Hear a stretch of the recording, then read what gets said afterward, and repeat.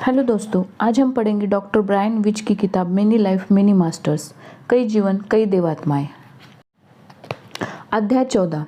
हमें मिले 3 हफ्ते हो गए थे। मेरी एक छोटी सी बीमारी और कैथरीन की छुट्टियों की वजह से यह देर हुई थी। इस विराम अवधि के दौरान भी कैथरीन की प्रगति जारी थी, लेकिन जब हमने इस सत्र शुरू किया तो वह बेचैन दिखने लगी। उसने बताया कि अब वह पहले से बहुत अच्छा और बेहतर महसूस कर रही है। अब उसे नहीं लगता कि सम्मोहन उसकी पहले जैसी मदद कर पाएगा। निस्संदेह वह सही थी।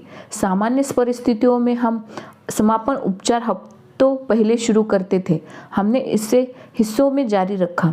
वजह थी मेरी दिलचस्पी, देवात्माओं के संदेश और कैथरीन के वर्तमान जीवन की कुछ समस्याएं। कैथरीन लगभग ठीक हो चुकी थी और उसके पूर्व जीवन कालों का दोहराव हो रहा था, लेकिन क्या देवात्माओं के पास मुझे बताने के लिए और भी कुछ था? मैं जानता था कि यदि मैं जोर डालूं तो कैथरीन हमारे सत्र जारी रखने में सहमत हो जाएगी, लेकिन मुझे यह करना ठीक नहीं लगा। कुछ उदासी के साथ मैं भी उससे सहमत हो गया। हमने पिछले 3 हफ्तों की घटनाओं पर बातचीत की, लेकिन मेरा दिल उस बातचीत में नहीं था। 5 महीने गुजर गए। कैथरीन अपने चिकित्सकीय सुधारों को बनाए रखे हुए थी। उसके डर और बेचैनी बहुत कम हो गए थे। उसके जीवन और रिश्तों की गुणवत्ता नाटकीय रूप से उन्नत हो रही थी। अब वह किसी अन्य आदमी के साथ डेटिंग कर रही थी। हालांकि स्टुअर्ट अभी भी उसके जीवन में था। वह अपने जीवन में बचपन के बाद से पहली बार आनंद और सच्ची खुशी महसूस कर रही थी। कभी कभी हम एक दूसरे के सामने से हॉल में या कैफेटेरिया लाइन में गुजरते थे, पर हम दोनों में डॉक्टर मरीज जैसी औपचारिकता नहीं थी। शीत ऋतु खत्म हुई और शरद ऋतु शुरू हो गई। कैथरीन ने मुझसे मिलने के लिए समय मांगा। उसे बार बार एक सपना आ रहा था जिसमें उसे सांपों के बिल में एक धार्मिक बलि देने जैसा कुछ दिखता था। अन्य लोगों के साथ उसे भी उस विशालकाय बिल में धकेल दिया गया था।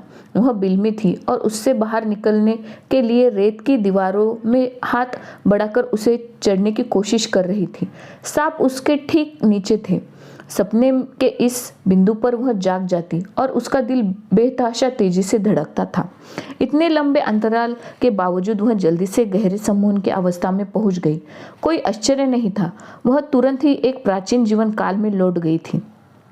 जहां मैं हूं वहां बहुत गर्मी है, उसने बताना शुरू किया। पत्थर की ठंडी और सीलन भरी दीवार के पास मुझे 2 काले आदमी खड़े दिखाई दे रहे हैं। उन्होंने शत्रुओं वाले मुकुट पहन रखे हैं। उनके दाएं घुटने के आसपास एक रस्सी लपेटी है। रस्सी के मनके गूथे हैं और उससे फूदे बाहर लटक रहे हैं। वे लोग पत्थर और मिट्टी का एक भंडार गृह बना रहे हैं। उसमें गेहूं जैसा एक तरह का कूटा हुआ अनाज रखा है। अनाज लोहे के पलियों वाली गाड़ी में लाया गया है। गाड़ी में बुनी हुई चटाइयाँ बिछी गई है। मुझे पानी भी दिखाई दिया, बहुत ही नीला पानी। कोई मुखिया है जो दूसरे लोगों को आदेश दे रहा है। अन्न भंडार में नीचे की ओर 3 सीढ़ियां हैं। बाहर की ओर देवता की एक प्रतिमा है। उनका सिर एक पक्षी और शरीर मानव का है। वो मौसम के देवता है।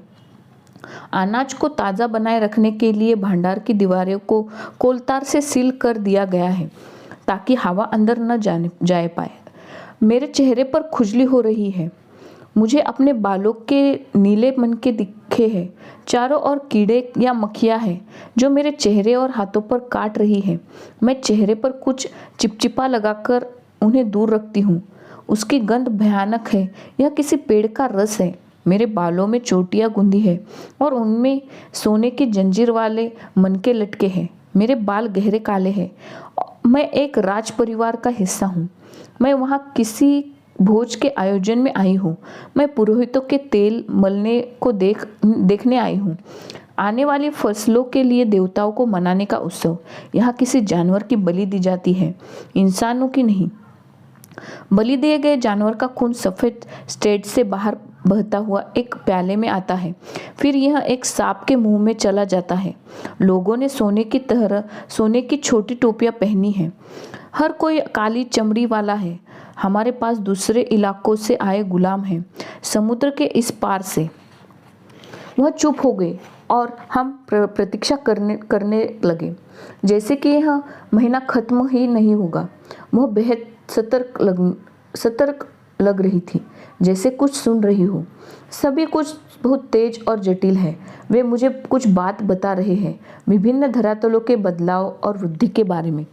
यह एक ज्ञान का और एक परिवर्तन का धरातल है। हम एक जीवन से आते हैं और यदि हमारे सबक पूरे हो जाते हैं तो हम दूसरे आयाम में, दूसरे जीवन में चले जाते हैं। हमें अपने उद्देश्य को पूरी तरह से समझना होगा। यदि हम ऐसा नहीं करेंगे तो हमें आगे बढ़ने की अनुमति नहीं होगी। हमें सब कुछ फिर से दोहराना होगा क्योंकि हम सीख नहीं पाते। हमें सभी दिशाओं से अनुभव लेना चाहिए। हमें इच्छा की दिशा को जानना ही होगा, लेकिन साथ ही दान का भी। यहाँ बहुत कुछ जानने के लिए है। बहुत से देवदूत इनमें शामिल हैं। इसी वजह से हम यहाँ हैं। देवात्माएं केवल इसी धरातल पर हैं। कैथरीन रुक गई। फिर वह कवि देवात्मा की आवाज़ में बोली, वे मुझसे बात कर रहे थे। हमने अब तक जो भी बताया उसके बाद अब तुम्हें स्वयं के अंतर ज्ञान से सीखना चाहिए। कुछ मिनटों के बाद कैथरीन अपनी कोमल फुसफुसाहट में बोलने लगी, वहाँ एक काली बाड़ है। उसके अंदर मकबरे का पत्थर है, अब भी वहाँ मौजूद है। मैं भी। मैंने उस दृष्टि पर आश्चर्य से पूछा, हाँ, क्या तुम उस पर लिखी इबारत पढ़ सकती हो? उस पर नाम क्या है? नोबेल। उसके ऊपर फूल है। यह फ्रांस में या रूस में कोई जगह है। आप एक लाल पोशाक पहने हुए हो, मुझे दिख रहा है। एक सोने की अंगूठी एक घोड़े पर से फेंकी गई, सिंह के सिर वाली, राज चिन्ह के रूप में इस्तेमाल होने वाली। इसके बाद उसने कुछ ज़्यादा नहीं बताया। मैंने कवि देवात्मा के कथन का मतलब यही समझा कि अब कैथरीन के संबंध से ज़्यादा कुछ सामने आने वाला नहीं है, और निश्चित रूप से यही बात थी। हमें आगे और सत्र रखने की ज़रूरत नहीं थी।